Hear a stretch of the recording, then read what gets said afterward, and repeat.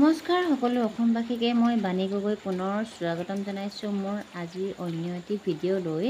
আজি মই আপোনালোকৰ মাজলৈ লৈ আহিছোঁ অসমীয়া ব্যাকৰণৰ সমুচ্চাৰিত শব্দৰ বিষয়ে। এই ভিডিঅ'টোত আমি জানিম সমুচ্চাৰিত শব্দ কাক বোলে আৰু এই শব্দসমূহৰ অৰ্থসমূহৰ বিষয়ে। আহকচোন ভিডিঅ'টোৰ মাজলৈ আগবাঢ়োঁ।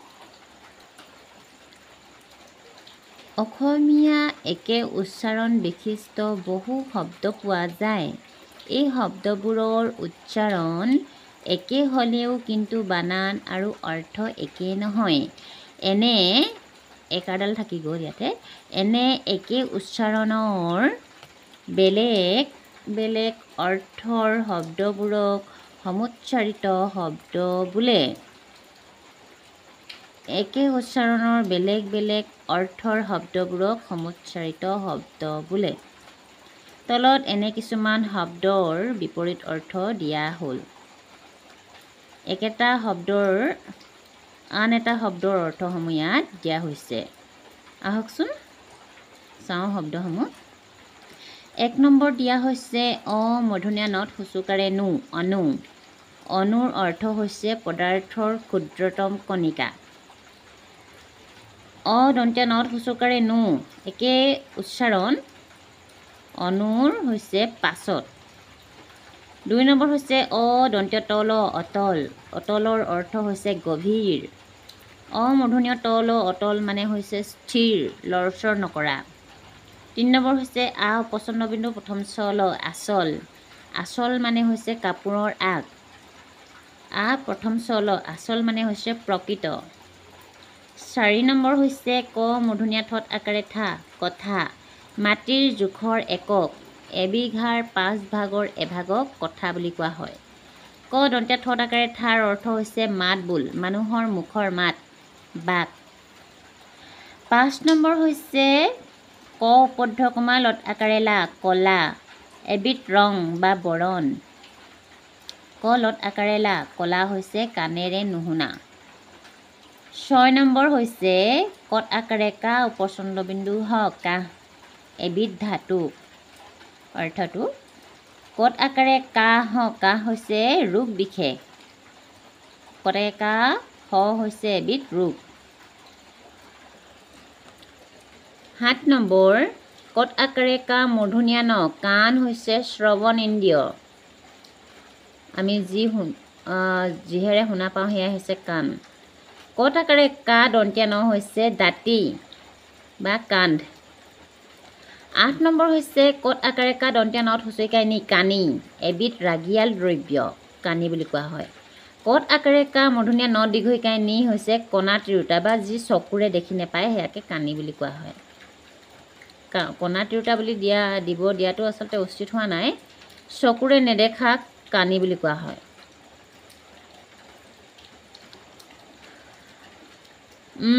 কুল। কত সূচকাৰে কুল কুল। কুল হৈছে এটা জাতি। কত দীৰ্ঘকাৰে কুল কুল হৈছে নদী বা সাগৰৰ পাৰ। 10 নম্বৰ হৈছে কতৃকাৰে কৃ দন্ত্য ত দীৰ্ঘইকাৰে তি, কৃতি। কৃতিৰ অৰ্থ হৈছে কাম, কাৰ্য। কতৃকাৰে কৃ দন্ত্য তত সূচকাৰে তি, কৃতি হৈছে কামত পাৰ্গত, নিপুণ। 11 নম্বৰ হৈছে খত আকাৰে খা মূৰ্ধন্য ত, খাত। পৰিশ্ৰম বা কষ্ট কৰা। খত আকাৰে খা দন্ত্য ত হৈছে ঘৰৰ পৰা আঁতৰত থকা, মাটি বাৰী, খাত বুলি কোৱা হয়। 12 নম্বৰ হৈছে গ উপচন্দ বিন্দু দৈৰ, গঁড়। এবিধ জন্তু। আমি সকলোৱে জানো যে গঁড় এবিধ জন্তু। কিন্তু গ দৈৰ গঁড় হৈছে মাটিৰ ওখ ঢাপ, প্ৰাচীৰ। 13 নম্বৰ হৈছে প্ৰথম চত আকাৰে চাল ছাল, ঘৰৰ ওপৰ ভাগ, ঘৰৰ ছাল। দ্বিতীয় চত আকাৰে চাল ছাল, গছৰ বাকলি, মানুহ বা অন্য প্ৰাণীৰ চামৰা। 14 নম্বৰ হৈছে চুটি। প্ৰথম চত সূচকাৰে চু মূৰ্ধন্য তত সূচকাৰে তি, চুটি। চাপৰ বা কম দৈৰ্ঘ্যৰ। দ্বিতীয় চত সূচকাৰে চু মূৰ্ধন্য তত সূচকাৰে তিৰ অৰ্থ হৈছে জিৰণি বা অৱসৰ। 15 নম্বৰ হৈছে দন্ত্য দৰ দৰ। দৰৰ অৰ্থ হৈছে মূল্য, বেচ। মূৰ্ধন্য দ উপচন্দ বিন্দু ৰ, দৰ মানে হৈছে ভয়। 16 নম্বৰ হৈছে দন্ত্য দয় ৱৈদ্য তাত দীৰ্ঘইকাৰ প, দ্বীপ।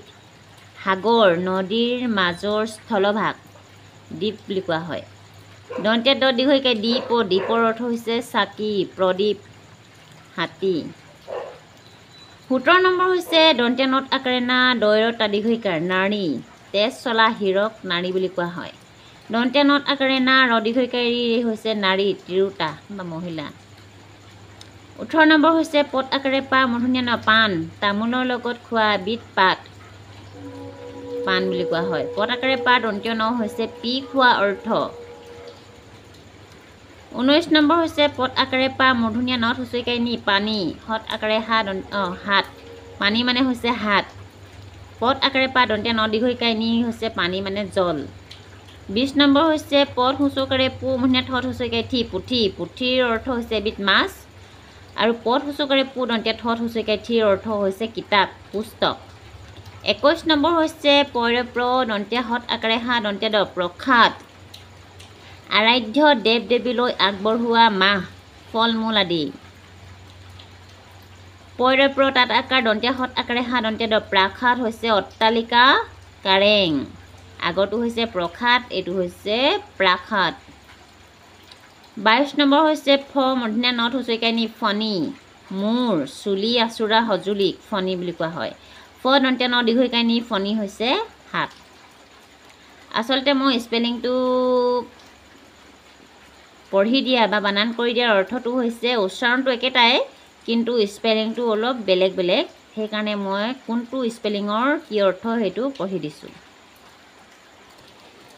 23 নম্বৰ হৈছে তালব্য হ ক মূৰ্ধন্য ত হকত হকত মানে হৈছে গাড়ী তালব্য হ ক দন্ত্য ত হকত মানে হৃষ্টপুষ্ট স্বাস্থ্যৱান যি কোৱা হয় নহয় হকত 22 নম্বৰ হৈছে তালব্য হত আকাৰে হাপ হাপ হাপ মানে হৈছে হাও দিয়া বুলি কয় যে সেয়া হৈছে হাপ দন্ত্য হত আকাৰে হাপ হৈছে সৰীসৃপ বিশেষ সৰীসৃপ প্ৰাণী হাপ হৈছে সেয়া হাপ 25 নম্বৰ হৈছে তালব্য হৰ হৰ পহু বিশেষ কাৰ পহু হৰ পহু বুলি কোৱা হয় নহয় আৰু এই ধেনুৰে মৰা সেই কাঁড়ডালকো হৰ বুলি কোৱা হয় দন্ত্য হৰ হৰ হৈছে গাখীৰৰ চামনিটোক দন্ত্য হৰ হৰ এইটো শব্দৰে অৰ্থ হৈছে গাখীৰৰ চামনি এয়া আপোনালোকে দেখিবলৈ পালে সমুচ্চাৰিত শব্দৰ অৰ্থসমূহ আপোনালোকৰ আগত মই দাঙি ধৰিলোঁ আশা কৰোঁ আপোনালোকে কিছু হ'লেও উপকৃত হ'ব এতিয়া মই আপোনালোকক এই কানিটো যে মই কণা তিৰোতাটো ভুলকৈ দিয়া হ'ল সেইটো কথা কৈছোঁ কানি মানে হৈছে মাইকী মানুহকে কানি বুলি কোৱা হয় যিয়ে চকুৰে দেখি নাপায় কণা তিৰোতা আচলতে চকুৰে দেখি নাপালে মানে কানিজনী বুলি আমি কওঁ নহয় দেখি নাপাওঁ নি কানিজনী তেনেকৈ বুলি কওঁ নহয় কণা তিৰোতা বুলি উল্লেখ কৰিছে যি চকুৰে দেখি নাপায় তাকে কানি বুলি কোৱা হয় এইটো ভুল নধৰিব আপোনালোকে আৰু সমুচ্চাৰিত শব্দ কাক বোলে আপোনালোকে জানিলে নহয় একে উচ্চাৰণৰ বেলেগ বেলেগ অৰ্থৰ শব্দবোৰক সমুচ্চাৰিত শব্দ বোলা হয় আজিলৈ ভিডিঅ'টো ইমানেই বেছি দীঘল নকৰোঁ যদি অকণমান হ'লেও উপকৃত হ'লোঁ বুলি যদি ভাবে আপোনালোকে ভিডিঅ'টো লাইক কৰি দিব আৰু নতুনকৈ চেনেলটোলৈ আহিছে যদি ছাবস্ক্ৰাইব কৰি দিব আহিছোঁ আজিলৈ ধন্যবাদ জয় আই অসম